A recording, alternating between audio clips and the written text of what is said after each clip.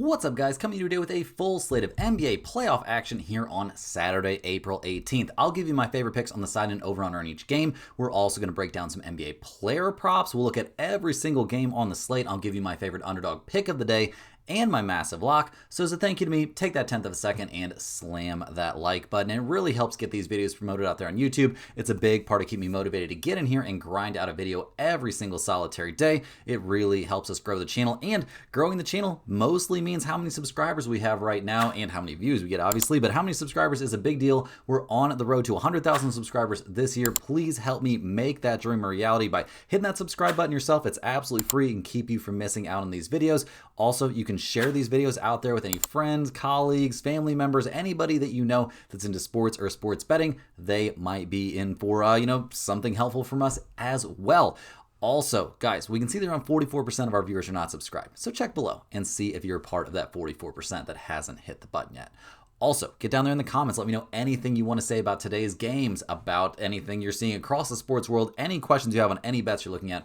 I'm more than happy to get back to you. And if I don't have the answer, I can reach out to the premium handicappers over there at stumpthespread.com and see what they have to say. Also, while you're down there in the comments, make sure you are checking the pinned comment. That's the top comment right below the video. That's where you'll find my favorite picks from every single video. You'll also find a link to stumpthespread.com so you can get over there and check in on all the great free and premium stuff we have over there. There's the free picks every single day under the free picks tab. There are the premium picks, obviously, and there is the free email newsletter. Definitely don't want to miss out on any of those. Also, in that pinned comment, you'll find my massive lock of the day, and you will also find my dog of the day. Unfortunately, no recap for today. We're recording this one early to get you guys the benefit of the early lines and to get you the benefit of some of these player props. So definitely want to stay tuned for those.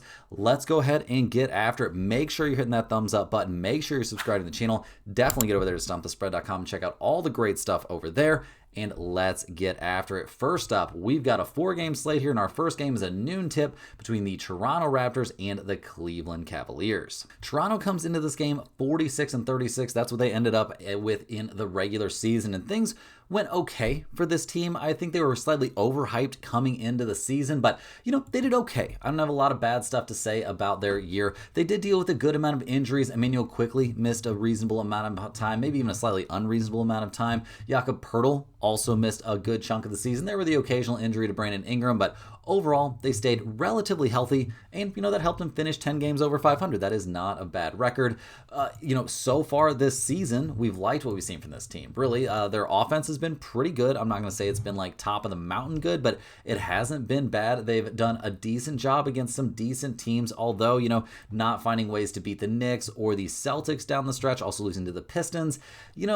Just not quite as good against elite level competition as you would want them to be if you thought they were going to make a run at it this season. Now, in terms of, just their overall health and stuff like that, right now, the big concern is whether or not Emmanuel quickly will be able to play in this game. He's dealing with a hamstring issue. He was limited to individual work there, kind of throughout the week. So we'll see if he's able to come back and play in this game. I do expect him to play, honestly, but will he be at 100%? This is a guy that relies, and no pun intended, a lot on his quickness and his ability to, get to the basket and stuff like that. So we'll see. We'll see if he's able to get out there for this one. If he is not, that's going to mean more Shaheed minutes. That's going to mean more Jacoby Walter minutes.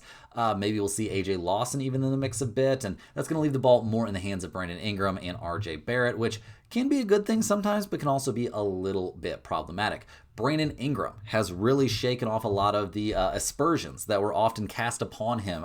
Coming into this year, there was a lot of talk about maybe his contract wasn't that, it wasn't a very good one for the Raptors to sign him to. Like, why are they in such a big hurry to extend him? All that kind of stuff. Well, he has answered the bell this year and has looked really, really good.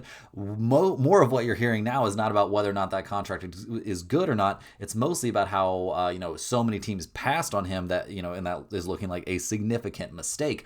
RJ Barrett has had a good season for sure. No major problems there, although he has dealt with some injuries. Scotty Barnes still hasn't really blossomed into that transcendent, franchise reshaping talent that a lot of people thought he might be for Toronto, but he's been very good No, not saying anything bad. I would say the main weakness of this team is their lack of reliable size.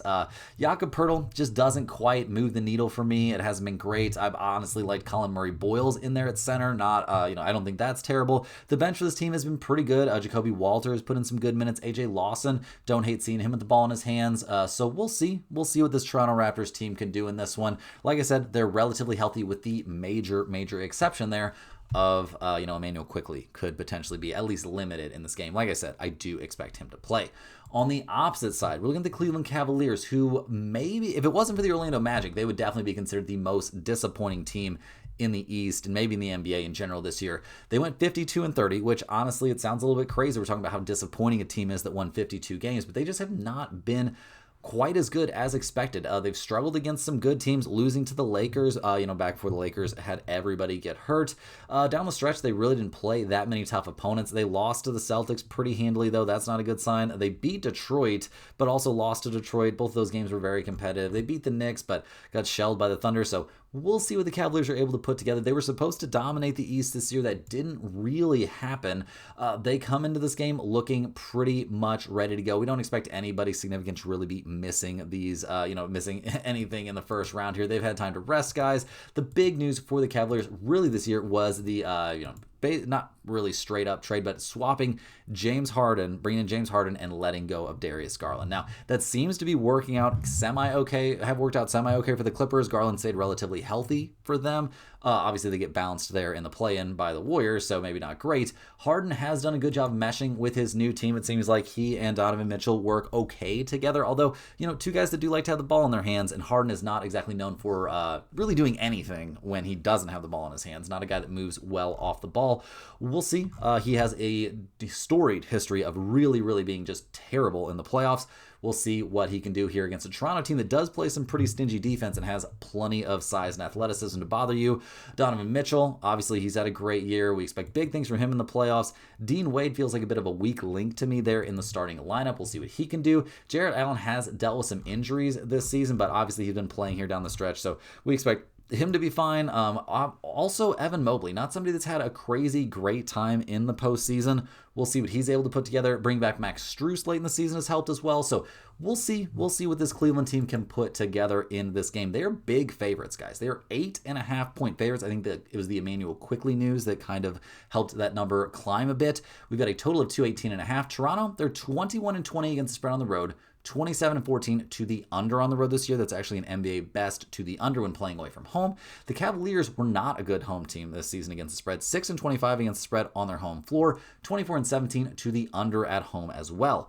With the kind of physicality we're seeing in the play-in games and stuff like that, I expect something very similar in the playoffs, and I'm going to lean just a bit towards under 218.5. I don't think we're going to see some crazy amount of offense in this game.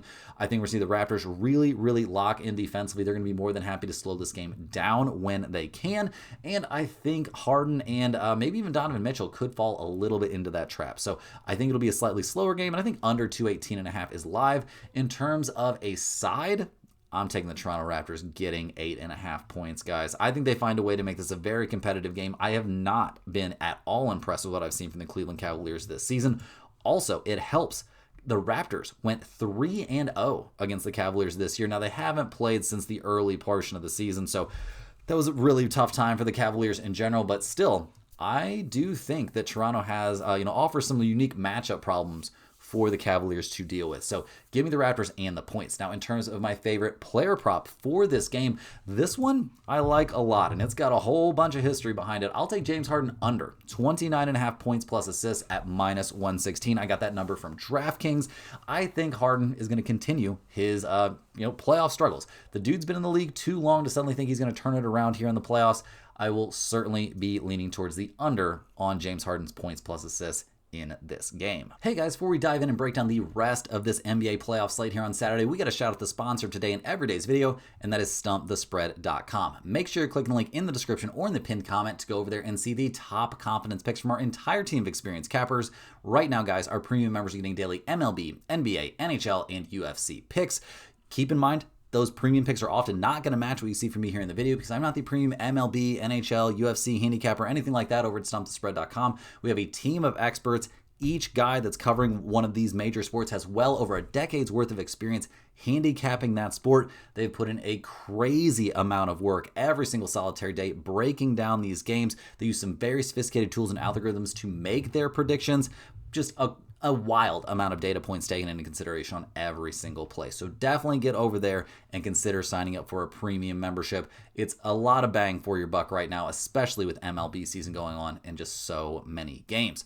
Also, over there at stumpthespread.com, you don't have to be looking to spend any money. Get over there and check out all the free stuff. There are free picks every single day under the free picks tab. Could be NBA, could be NHL, could be MLB. You never really know. UFC picks end up in that free picks tab as well. It's a great way to check out what it would be like to be a premium member because, guys, usually the vast majority of the time, those free picks do not come from me. They come from the premium handicappers. So you definitely want to check out those free picks over there at stumpthespread.com.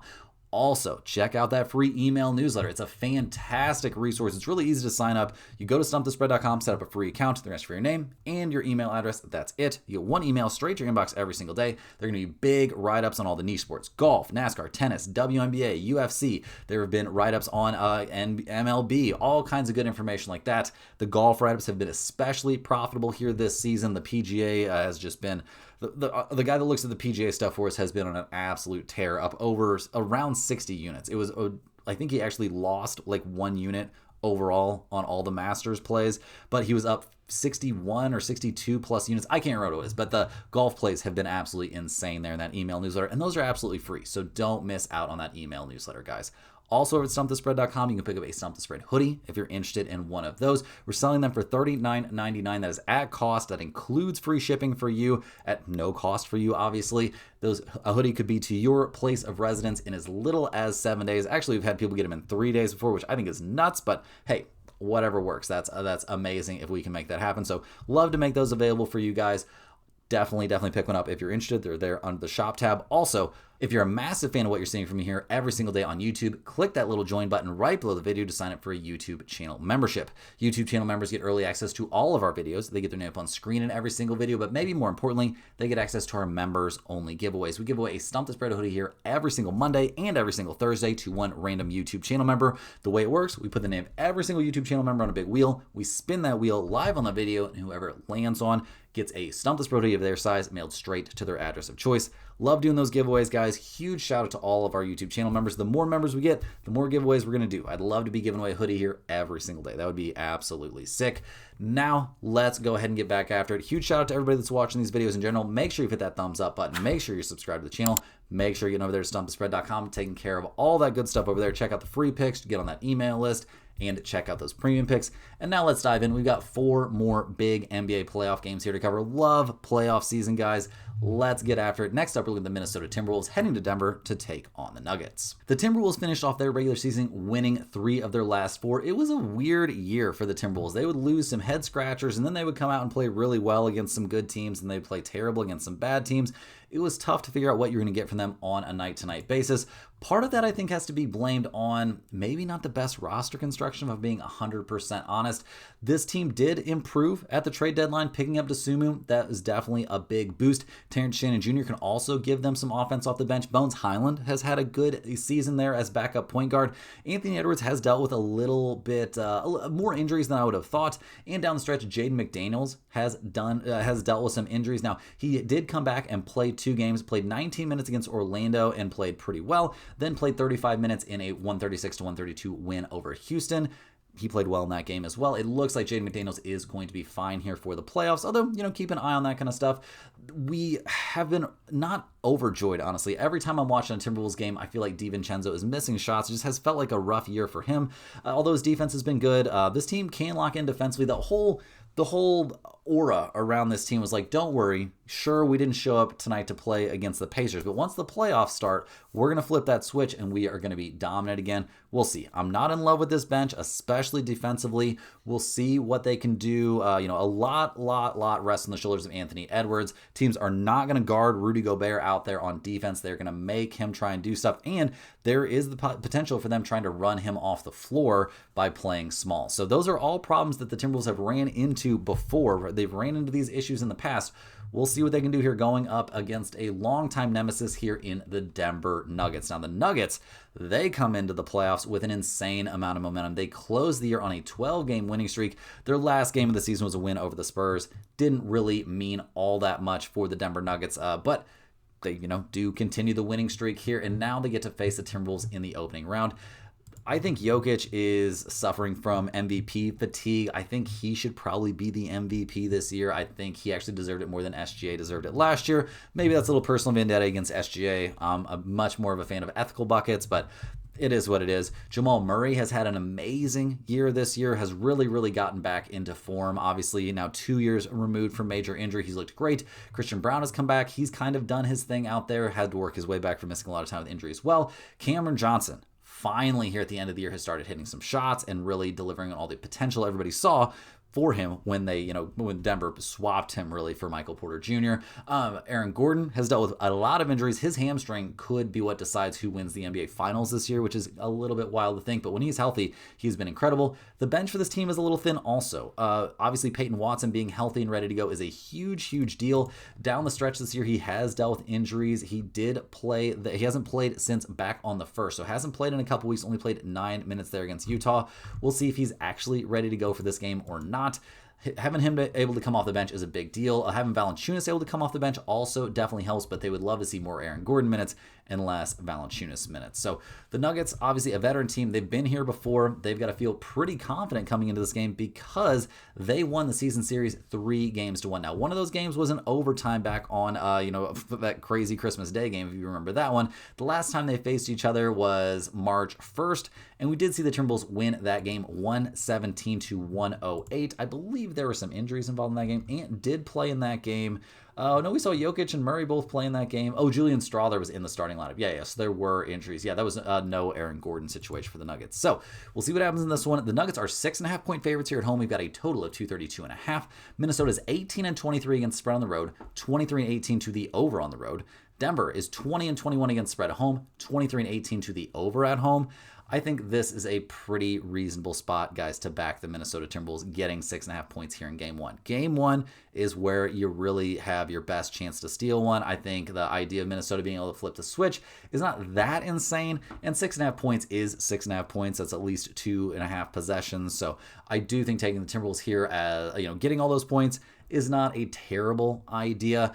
In terms of the total, I mean, I lean slightly towards the over. I do honestly lean slightly towards the over, even though it's a pretty big number. These two teams have been significant over teams this year, even though it's the playoffs, though. But I'm not super interested in the total. A player prop I'm very interested in is Anthony Edwards over 2.5 threes made here at -156. It's not my favorite price, but the dude puts up a ton of threes on a night-to-night basis. He went 3 of 9 from 3 the last time these two teams played each other. But at the end of the season, the last few games we've seen Ant play, I mean, the dude is shooting some threes. He went 3 of 7 from 3 in the last game of the season. I guess he has throttled his 3-point shooting numbers down a little bit here at the end of the year, but I still think him to get to 2.5 made threes here in a playoff game is very reasonable. Next up, guys, we're headed out to the East. We're looking at the Atlanta Hawks heading to Madison Square Garden to take on the Knicks. The Hawks have been one of the hottest teams down the stretch this year. They finished the season 46-36. A lot of that is due to Nickeil Alexander-Walker just going on an absolute heater here at the end of the year. It's been pretty impressive to see what the Hawks have done here in the post-Trae Young era. There have been some struggles, don't get me wrong, but it's finally looking like the swap of CJ McCollum for him has paid off. Jalen Johnson's continued to grow and look like a superstar, but Nickeil Alexander-Walker has really been the guy that has, kind of been the dynamo for this whole, situation, just going nuts here down the stretch. Picking up Kuminga hasn't been as big of a deal as a lot of people are making it out to seem. He is somebody they can bring off the bench, and he can provide some energy and do some good stuff, but really, the defense of this team has been insane. Okongwu has been amazing, and Jalen Johnson just stuffing the stat sheet every single night has been nuts. And man, when you're facing CJ McCollum, Nickeil Alexander-Walker, and Dyson Daniels, and Jalen Johnson, man, you are not going to have a super fun time out there on the perimeter. So we'll see what the Hawks can do here. They come into this game looking relatively healthy and ready to go. That's all great.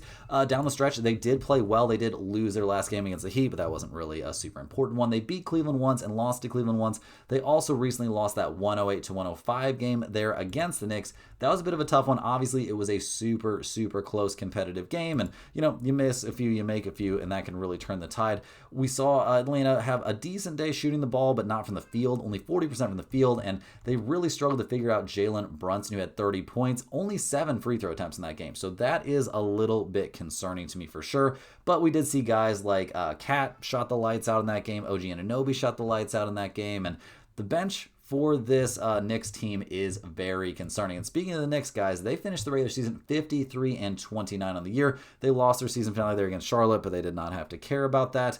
The Knicks, they come into this game probably one of the highest pressure, the teams that's under the most pressure to do something here. This team, despite the fact they won 53 games, was not quite as good as projected there in the regular season. Jalen Brunson had a big year. Josh Hart's dealt with some injuries and some shooting slumps, but that's the norm for Josh Hart. That's not really his niche. Mikal Bridges probably caught the second most flack on this team over the course of the regular season just because of how many draft picks were given up for him and, all that kind of stuff. The dude can only play his role. He can't be going nuts out there trying to, just hijack the offense and score a bunch of points. That's not what he's supposed to do. The point scorers out there are supposed to be Brunson, Cat, and Anunoby. And Anunoby's had a good year. He's relatively speaking stayed healthy-ish.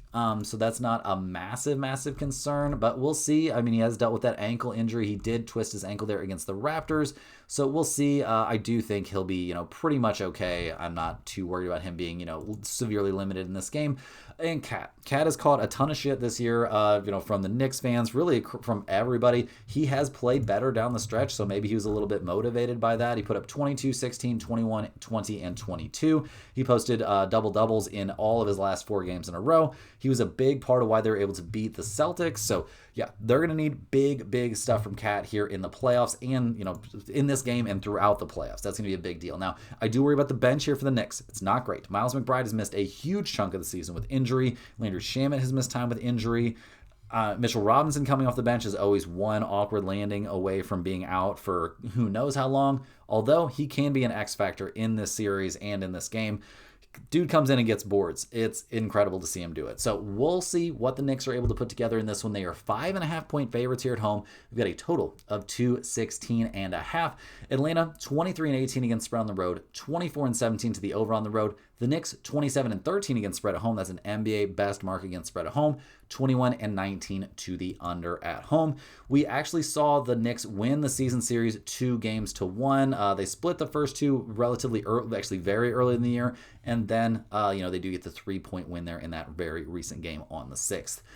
I'm going to be leaning a bit towards the over in this game. Over 216.5. That is not a very big number. I think we will see plenty of offense in this game. The last time these two teams played each other, though, we only saw 113 total points. So maybe that's not the best lean in the world, but I do think the over is very reasonable. In terms of a side, guys, I got to take the Hawks and the points in this one again. We're leaning towards another underdog. I do think the public will be pretty heavy here on the Knicks. They've been really good against spread at home, and they're a popular team. I do think the public is going to be on the Knicks, so fading the public here a little bit and getting on the Hawks does not bother me at all. I think this is going to be a very close game that's going to go down to the absolute wire. Also, if we see the Hawks defenders allowed to play much more physical with guys like Brunson, that's going to make a huge difference in the Hawks' favor. So definitely give me Atlanta and the points in this one. I've also got a player prop that I think is pretty reasonable on this game, and it's a big underdog. I'll take Josh Hart, over 1.5 threes made. And you might be like, that is insane. The dude doesn't even shoot that many threes. Well, during the playoffs, that can change a little bit because that's the thing that opponents are really willing to give up there to the Knicks. He did go 0 for 2 from 3 the last time they faced the Atlanta Hawks, so that doesn't make me feel great. But we also saw him go 5 for 7 from 3 against the Celtics back on the 9th. So we'll see. We'll see which version we get of Hart here. But at plus 150, I think it's at least worth a look. Last but not least here, guys, we have the nightcap between the Houston Rockets and the Los Angeles Lakers. Now, the Rockets, they have had a tumultuous season, to say the least. We had We had Kevin Durant getting caught roasting his teammates and ex-teammates and current teammates and everybody under the sun in a weird burner account situation. And since then, there were definitely some ups and downs, although they finished the regular season playing really, really well, going on a nice little winning streak there. They did lose that one game against Minnesota, but the Rockets have had a relatively successful year. The big, hit against this team is their lack of a point guard. And you have to feel like if they would have had Fred VanVleet all season long, this team would have won a lot more games and had a lot less trouble at the end of the season, at the end of games, because a lot of these late game situations for Houston have been a bit of a problem. So maybe they're going to be looking to avoid those regular season problems. We'll see what happens. The Rockets, they come into this game probably with a large degree of confidence. They do struggle to get production off the bench, but with a starting lineup that includes Kevin Durant, they have to feel like their chances are always very, very good. This should be by the way, KD deserves a ton of credit for this season in general. Just has played amazing and done a great job of staying healthy all year long. Amen Thompson has not really developed into the kind of ball handling presence or developed the kind of jump shot you would hope that he would, but the dude is still insanely young.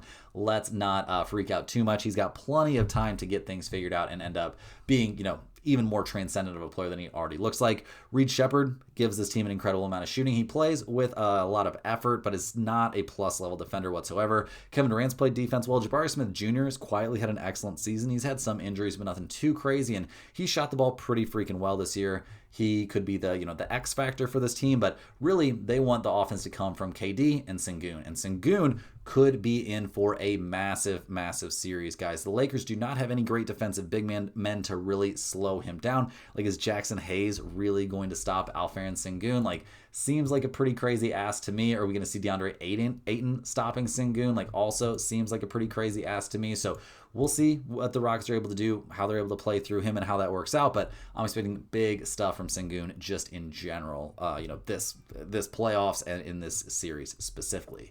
Now the Lakers. This is a sad, sad story, guys. The Lakers were absolutely cooking down the stretch. They were looking really, really good. It was going to be very cool to see what Luka and Austin Reeves could do there alongside LeBron in the playoffs. Well, we really don't have a lot of clarity on when those guys are going to be back, but even if we see Luka, for instance, try and suit it up and play here in the opening round, guys, it's not going to be good. And he's going to be out at least another 5 more days, so he won't be playing in this opening round game. I mean, and you never know. NBA teams are, they'll lie on their injury reports sometimes, but we're not going to see Luka play in this game. That leaves the Lakers with a starting lineup of Luke Kennard, Marcus Smart, Jake LaRavia, LeBron, and DeAndre Ayton. That does not exactly look like the kind of lineup that would have won 53 games in the regular season. Now, LeBron in the playoffs is not something you can underestimate. He's been amazing. You should not take that lightly. He's played great at, his 50th NBA year, just his 50th year on the planet. Either way, Uncle LeBron, he's played great. No notes from me. I can't say anything bad about a guy that's played at this high of a level this deep into his career. But I am worried about the supporting cast, the shooting here in the starting lineup. Marcus Smart's going to have to knock down some late game threes. Is that something we think is going to be a possibility in the playoffs? Sure. We also see him miss a bunch of shots. Absolutely. Luke Kennard, how is he going to handle the defense of guys like Amen Thompson just getting after him? Maybe not great. Now, if he can get onto Reed Sheppard, maybe he'll have a chance to get some shots off. But running Luke Kennard out there at point guard, I think we're going to see a lot of point guard LeBron. Jake LaRavia has had his ups and downs over the season. Ayton, you never really know what you're going to get from him on a night-to-night basis. Jackson Hayes, has dealt with that foot issue down the stretch. I do expect him to be ready to go here for the playoffs. He has been decent at times. Jared Vanderbilt's been horrible. Tough to even get him in the lineup. Rui Hachimura has been good off the bench. And Bronny has actually been knocking down some shots and playing well down the stretch this year. But Bronny in playoff minutes is not a great look. I am a little bit worried about that situation and just the point guard situation here in general for the Lakers, unless we see Luka or Reeves eventually come back. So that's been brutal. Tough there for the Lakers fans to deal with all these injuries. Looking at the numbers for this game, the Lakers are plus 5.5. We've got a total of 207.5, so a very, very low total here. The Rockets are 19-22 against spread on the road, 23-18 to the over on the road. The Lakers are 25-16 against spread at home, 22-19 to the over at home. Given these trends towards the over and this insanely small number, I will lean towards over 207.5. I think we'll see enough offense to get over that very small number. I don't think this is going to be quite the rock fight that the odds makers are making it out to be. In terms of a side, I don't think the Lakers really have much of a shot with this lineup, guys. Give me the Houston Rockets at -5.5. It's a little bit bigger of a number that I'm stoked about having the Rockets cover. We might just take them on the money line here as potential lock of the day or something like that. But I do not think a Luke Kennard, Marcus Smart, Jake LaRavia situation in a playoff game is going to work out very well against the Houston Rockets. I just don't think that's going to be something that works. Now, in terms of a player prop for this game, I've got one that I think is very good. I will take Luke Kennard under 5.5 assists at -141. You can find that one over on DraftKings. I don't think he's going to have a great time. I don't think we're going to see a bunch of the others knock down a crazy amount of shots in this game. And I don't even know how much we'll see the ball in Luke Kennard's hands unless LeBron is just like giving up on this thing. Is like, here, Luke Kennard, take this ball. I am tired of trying to make this happen. So definitely think that is a player prop that has significant value. Guys, unfortunately, that's all the games we have here on a loaded playoff Saturday in the NBA. Do me a big favor, hit that like button. It really, really helps get the videos promoted out there and really shows me that you appreciate the channel, and it only takes a tenth of a second. Also, subscribe to the channel if you're new around here. Really trying to build up that subscriber number. It's been really great. All the new people we've gotten in the door. Appreciate every single one of you. Let me know in the comments any questions you have on today's slate. I'm more than happy to get back to you. Every single one of your comments goes straight to my phone, so I see every single solitary one. I try to answer as many as I can. Thank you for watching these videos. You can click the link in the description or in the pinned comment to get over there to stumpthespread.com. There will be premium NBA picks over there in the premium section. Also some premium props, so don't miss out on those. And guys, we'll see you right back here tomorrow. Same time, same place for more sports betting action.